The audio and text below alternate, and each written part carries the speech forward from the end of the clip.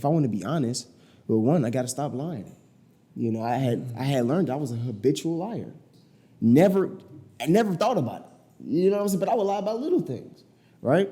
Welcome to the Far From Average podcast, where we speak about topics and interview people who are far from average so you can take your business and your life to the next level. I have a very special guest with us here today, Malik Hassan, the founder of Infinite Marketing Solutions and digital marketing expert. I don't want to talk him up too much, but man, this guy knows what he's talking about when it comes to digital marketing. So Malik, go ahead and introduce yourself, brother.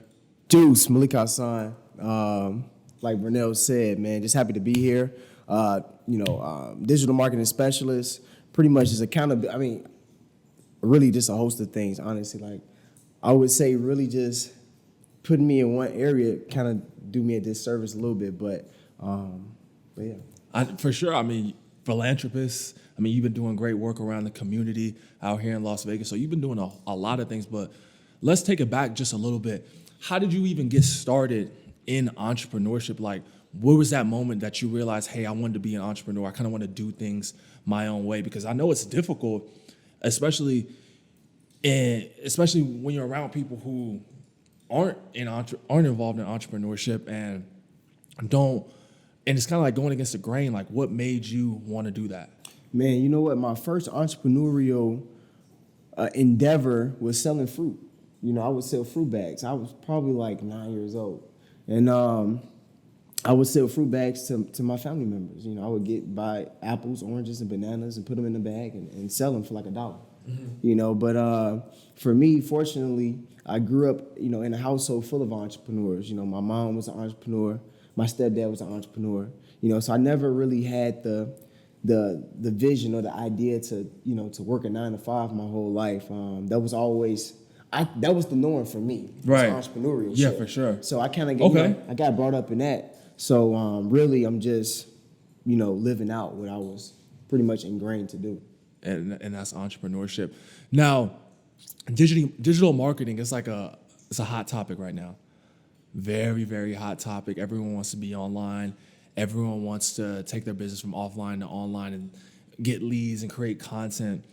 What do you think people should be looking for when going from offline to online, and when they're looking to expand their brand on the internet? Well, I would start by saying if you're not online, you don't exist, but, I guess it really all depends on, with digital marketing, it all depends on where your audience lives, right? So, really, in the beginning, you have to do some trial and error.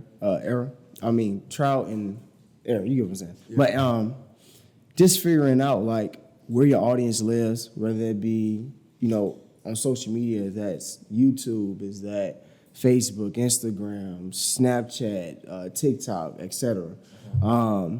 And start to brand yourself around that, and really just figuring out a way for you to kind of set yourself apart and being different. I always tell a lot of business owners, like, go online and look for a business that's similar to yours.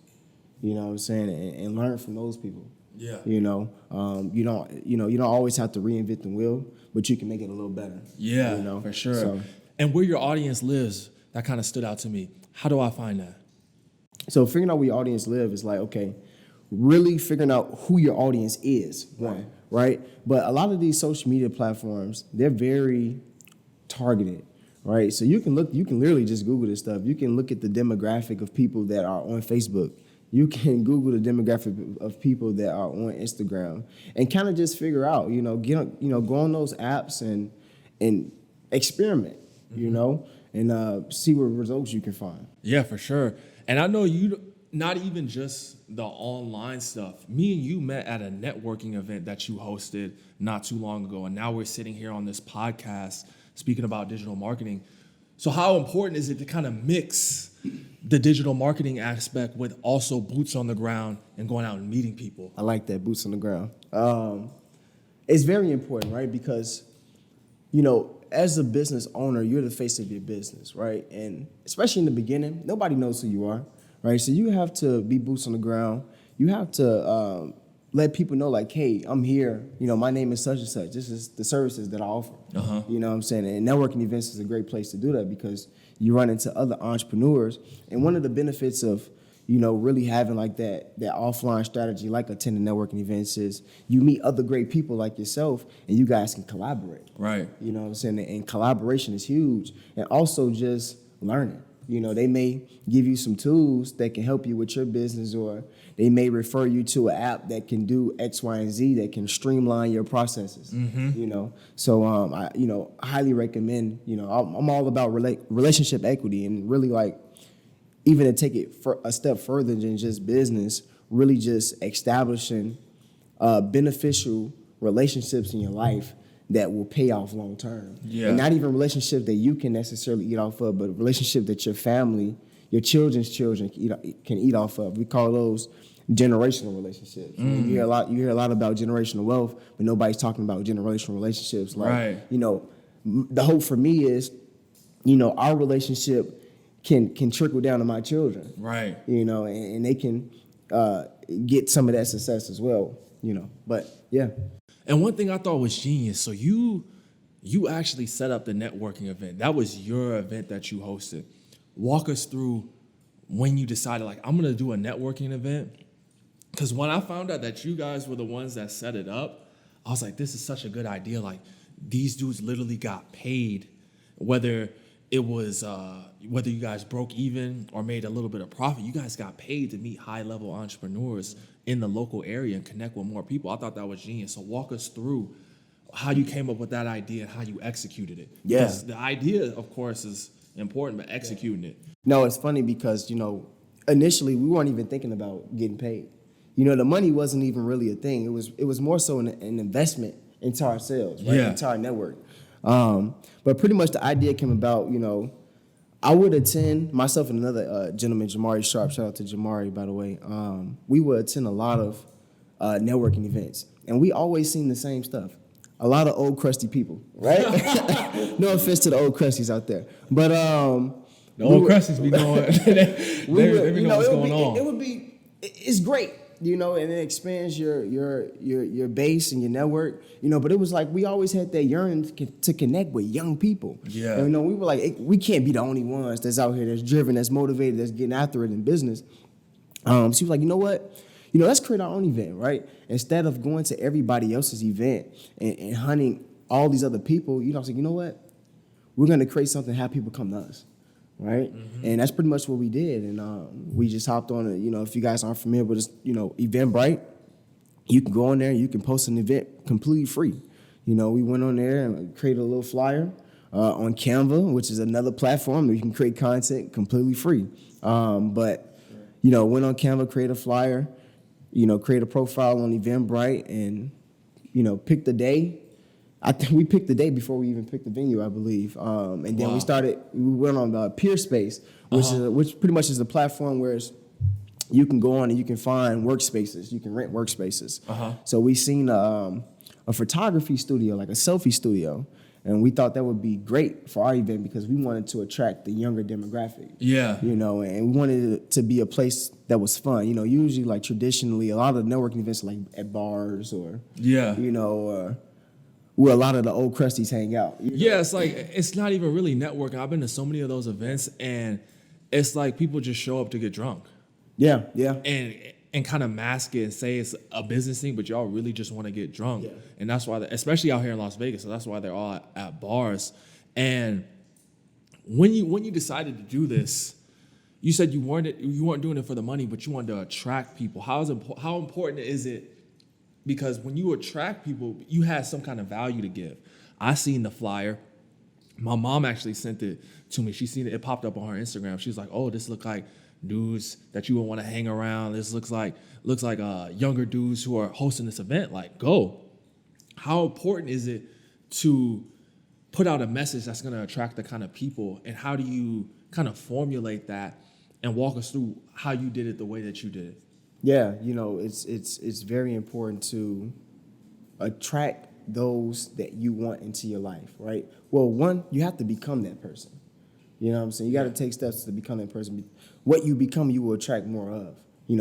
Luckily for me, I had already taken those steps, right? So when it came to the verbiage of attracting who I wanted, I was just trying to attract myself. Oh. You know what I'm saying? Like, I already knew, like, what I would want to see. And I just put that in there. And I would use words like grow, learn, connect, build, together, right? Yeah. All the stuff that young millennials love to hear. Yeah. Impact, right? You know, I would use all of those words that we love and to bring. And I knew we would catch some eyes, and social media played a big role as well as far as the advertising of the event, not just with Eventbrite, but we also paid for like some paid advertising. But honest to God, you know, between myself and Jamari, we probably put $50 into, you know, advertising on Instagram. And that room was packed. And the reach of just that $50 was That room was packed. And it's because that content was very intentional. Yeah. You know, it was purposeful. You know, every piece of content that we would release had intent and purpose and energy behind it. Yeah. And it just manifested itself. Yeah, and talking about becoming the person that you want to attract, how do we do that? What do we need to do? Some of the daily habits, what are the things that I need to do to get to that point? Because there's someone who's watching this. It's like, I'm trying to get around a better group of men. I'm trying to get around a better group of people in general, but they just might not be that person. What do I need to do to start getting there? Man, the first thing you do is go in a room, turn off the lights, and close your eyes, right? You have to be able to see it first. You have to be able to envision yourself, envision that person that you want to become. Crystal clear, like you want to really put that person into perspective, right? And once you get a clear picture of who you want to become, the how will work itself out, right? But a lot of the times we get so stressed and worried about the how. How am I going to do this? How am I going to afford this? How am I going to do this, right? People, you know, they want to go to these business conferences, events, stuff costs money. They're worried about all this stuff. They don't even know who they want to become, right? So you have to, you know, sit down and really get to know yourself, you know, and figure out like, okay, you know, who do I want to become and what habits does that person have? And you kind of just reverse engineer it, right? So like for me, an example, right? You know, I would say I was in a, what you would call inertia, right? Like a process of inertia. Like I was an object that was just at rest, right? Until an external force came along and kind of knocked me off my little content path and shook me up a little bit. Yeah. Right? And when that moment happened in my life, it was like, hey, I don't like the person that I am in this very moment. Like, okay, if I don't like that person, but I don't have to stay that person. You know what? Who do I want to become? And I started like, you know, I started with the values. You know, for me, it was values. I didn't care about the money. I wanted to be somebody that was trustworthy. I wanted to be somebody that was honest. I wanted to be somebody that had integrity. I wanted to be somebody that people could look up to. Yeah. I didn't care about the money, you know? And it was through me putting that picture in my head. I was like, okay, well, if I want to be honest, well, one, I got to stop lying. You know, I had learned I was a habitual liar. I never thought about it. You know what I'm saying? But I would lie about little things, right? And, you know, and just many other different things. But I would say that's a great start, is really just getting to know who you are in this present moment. Be brutally honest with yourself. Who are you today? And put the picture in your head of who you want to be tomorrow. Man, I think that's a great point. And what do you think about, because you're from Chicago, right? You're not even from Vegas. Born and raised. And wait, what made you come out here? Military. Oh, the military. Yeah, military. Oh, yeah, I remember you mentioned that. Now, how important do you think it is to get away from people who, because they said if you don't, what's the phrase? It was like, if you don't have, you're in a prison, you're in a cage, not a circle. Oh, yeah, okay. You know the phrase where it's like, some with your group of friends, you have a cage, not a circle. Mm. But the point being with that, because the exact quote isn't that important, but the point being is, how important is it to expand and kind of get out of like the comfort of not only your hometown, but like the comfort of your circle? Yeah, I would say is very important, because, you know, when we are products of our environment, and what you don't know, you don't know. You know, and that's why it's so important to expose yourself to new environments, new people, new perspectives, because when you do that, you're able to kind of take a step. You know, you're in a box, right? When you're in the box, you can't see outside the box until you take a step outside of the box. Now you can see inside the box. Yeah. Right? And that's what exposure, bird's eye view, right? That's what exposure allows you to do. It allows you to remove yourself from that box and actually take a look at the outside of the box and really figure out how, you should be maneuvering and whatever. But for me, I'm a Chicago kid to this day, but real deal Chicago kid through and through, real deal inner city kid, right? And We gotta get into that. I worshipped everything Chicago, everything, the lingo, the this, the that, the this, right? And a lot of that stuff was toxic, right? And I didn't realize, it was through my toxic traits as to why I kept getting the same results in life. I didn't realize it until, I joined the military and I got in other environments around different types of people, And the first thing was that I picked up on was like, okay, the lingo, right? So of course, when I leave Chicago, I'm talking like a Chicago kid, right? Yep. And people always be like, what? Huh? What? I got tired of people saying that. It's like, you know what? I said, okay, I need to clean up my diction. I need to clean up my vocabulary because I'm getting tired of repeating myself. And it was really irritating, right? I'm sure. And because you go from everyone understanding you to everyone like, man, it was what's like, this guy talking about? It was like, what is this guy talking about, right? And it was some moments where I was like, man, I sound stupid. Like, I don't sound like somebody that's confident. Like, I don't sound like somebody that people can listen to and trust what they're saying. I was like, okay, I need to clean it up a little bit. And that's just one of the things. But it's very important that you take that leap of faith and you separate yourself. And it doesn't have to necessarily be, not saying you have to leave your hometown, but it's very important that you expose yourself to other things. And Become all of those worldly. all those things that you expose yourself to, you can bring those things back to the hood. And that was another thing that I learned, right? So if everybody's in the same environment, we all learning the same stuff. Right. But if I can separate myself, echo chamber. if I can separate myself and move into another environment, learn this, learn that, learn this, and now I can bring all those skills and whatever that I learned, bring that stuff back to the hood and help those brothers, help those sisters with their current situation, help them move, pretty much help them create the life that they want to live. Right. So let's take it back even further. Let's go back to when you were in Chicago because I'm interested. We haven't even spoke about this. Yeah. What was it like growing up out there? Like, paint the picture for us. Hustle and bustle, Chicago, just like any big city, it's a lot going on. It's like it's about the grind. Everybody's grinding. Everybody's in. At least where I'm from, everybody is overcoming some sort of adversity. Like everybody's in the same predicament, if that kind of makes sense, right? Like okay, my family ain't got money, my friend down, his family ain't got money either. We all doing the same stuff, and with that comes a lot of, at least in the environment that I grew up in, it was a lot of toxicity, but for me it was normal. It was normal seeing police sirens and ambulances. Like, it was normal hearing gunshots. Like, if I didn't hear gunshots, that was like weird. For real. Like clockwork. Every day, 8 o'clock, 7 o'clock, they letting off rounds. Like, that was just normal. That's the norm for us.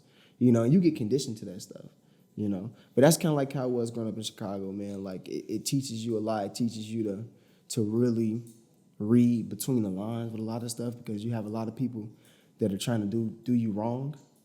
So you don't really grow up trusting people, and many other things. It just makes you gritty. I feel like that's one of the things, like big cities, they make you gritty. Yeah. So. But now, you got a nice house. Yeah. You're doing extremely well for yourself. That. You're doing extremely well for yourself, digital marketing expert, infinite marketing solutions. When did you decide to reinvent yourself? Because the version of you that you're talking about, as far as like the slang and being from Chicago, letting off rounds, like I haven't even heard you speak like that before. Yeah, for sure. When did you decide to like reinvent yourself, kind of take, like you said, clean up your diction, clean up your vocabulary, clean up your look? I don't know if you've always looked like this, but when did you decide to reinvent yourself? I would consider myself as always a good kid. I was never, I got into a lot of trouble, but I wasn't a troublemaker.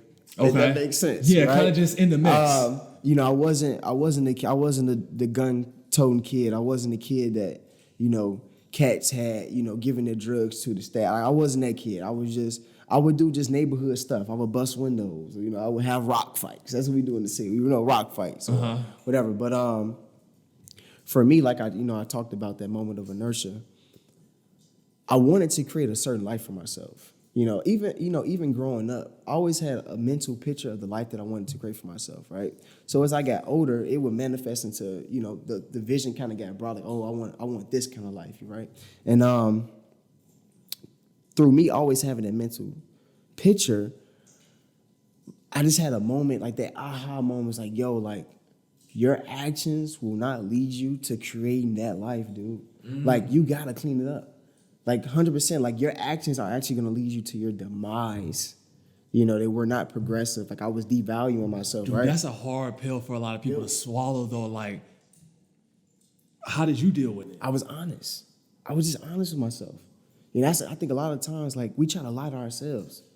Like you can only lie to yourself for so long. You know what I'm saying? And for me, I was brutally honest with myself. I said, you know what, like, dude, like right now you suck.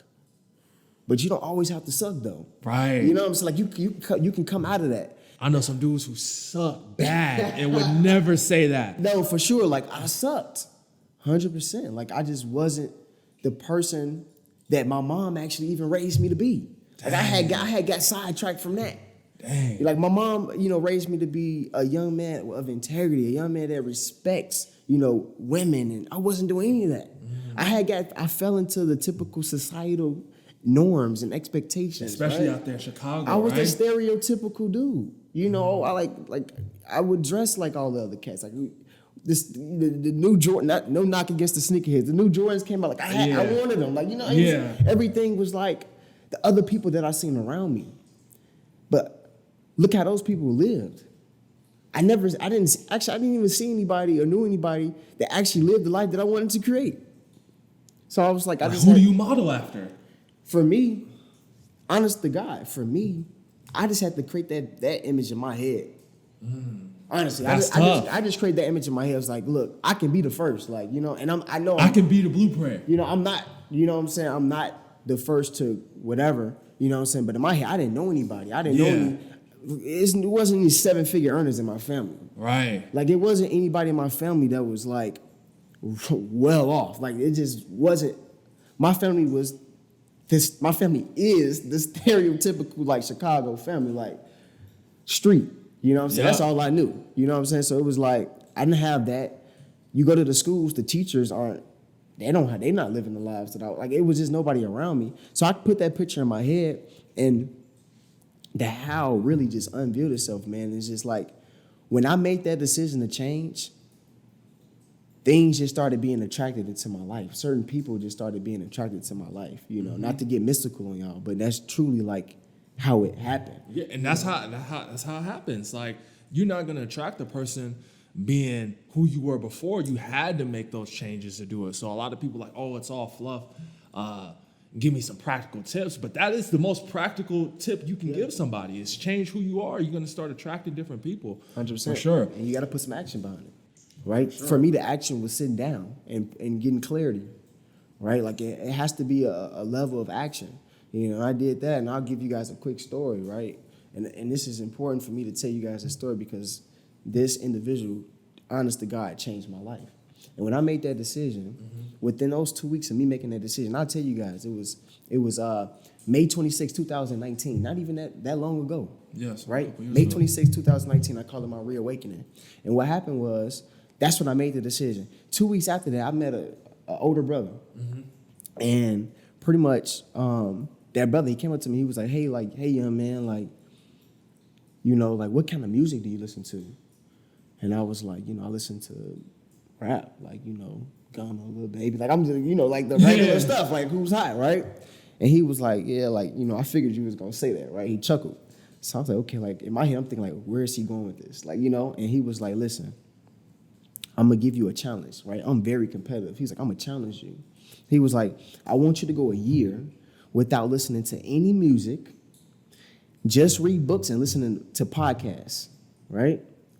And come back in that year and tell me how much your thinking has changed, right? And when he said it, what year you say you did this? This was in 2019. I did the same thing in 2019. Yeah, this was in 2019. That's crazy. Yeah. Continue. Yeah, 2019. So it completely went over my head. Nobody had ever said anything like that to me before, right? So it was odd. And it went over my head for about a week. And I was just on my phone. You know, I was still listening to the music. I was on my phone. And I noticed that purple app, the podcast app, right? And I'm like, when did this get on my phone, right? I'm like tripping. I'm like, I never even noticed this app before, right? But what happened was he planted that subconscious seed. Yeah, now right? it became real. Right? So I clicked the app. And I was like, well, what do I search? So I just typed in motivation, right? I just typed in literally motivation. The first person that popped up was Les Brown. It was Les Brown's archives. So I was like, you know what? Try this thing out. So the next morning on my way to work, instead of listening to the music, I put on the podcast. I put on the Les Brown. And I got hooked instantly. It was like, whoa, that's different. Yup. You know, like let's talk like you got to be hungry. I'm like, oh, I like this, right? So I listened to the next podcast. Man, I was hooked. Like I went through all of Les's archives in like a week. You know, he has like a bunch of right? years and years of stuff. A week. I'm just consumed with Les Brown. After I finished all the Les Brown archives, I was like, okay, what's next? Like what else is it? It got to be some other stuff, right? Yeah. And I realized how far behind the curve I was. I was like, wow, like I'm way behind the curve. Like, and I was like, just baffled, but just the information that he was giving, just with personal development, not even on no business type stuff, right? And I started, listening to other people, cats like Rob Dow, Mindset Mentor, and they would talk about just personal development. And I just started getting into that stuff, and then my life did a complete 180. No exaggerations. No exaggeration. I did the same thing in 2019. I remember, and I don't want to get into it, but on my way to work, I would tap into the same podcast, audiobooks, all that stuff for about a year. Completely changed my life as well. So from Chicago, getting into the military, how much of an impact did that have? Huge. On becoming who you want to be? Because what was your discipline like before you got into the military? Because I know that's huge. Like out of Chicago, what kind of discipline did you implement? We had there was a certain level of discipline. I've always been a hard worker. I've always been a grinder, right? Like I've never had any problem with getting after it. Honestly, that's just you had to have that growing up in the city. Like if you wanted to eat, you gotta work. You know what I'm saying? So that was never an issue. But when I made that decision to join the military, I was nervous. I was like, man, is this the right decision? But the position that I was at that time when I made that decision, I felt as though at that time I didn't have any other options. And I made that decision. And with hindsight, 100% was the best decision I ever made. And what the military did was they refined my discipline. I already had it, but they just nailed it down. And they gave me strategies. And it was also in the military where I learned I was a leader. I never called myself a leader until after I joined the military. And when I was in basic training, I was one of the leaders of my flight, right? And being one of those leaders, you have a sense of responsibility. I carried myself a certain way. I wanted the other people in my flight to see hey, this is how the leaders comport themselves. You need to be comporting yourself accordingly as well. Just had zero tolerance for a lot of the little BS and stuff that was going on. I was kind of like the enforcer in my flight, but yeah, man, it was in the military with they honed down that discipline, and I learned that they showed me that I was a leader, so which changed my life. Yeah, for sure. Well, man, you got an incredible story. Where can all the people find you as far as the marketing company and then your personal stuff? Yeah, for sure. So for anything marketing, digital marketing related, you can visit www.infinitemarketingsolutions. That's SOLNS.com. Again, that's Infinite Marketing Solutions, SOLNS.com. And you can also find me on primarily Instagram, which is __ Malik Hassan, MalikHassan. And all his links and everything will be right down below in the description. I really do appreciate you being here, brother. Absolutely. And then we got to get you back on, man. Oh, yeah. Talk a little bit more about absolutely. the marketing. But I appreciate everyone who tuned in. Make sure to check out Malik right down in the description below. And I'll see you guys on the next episode. Peace.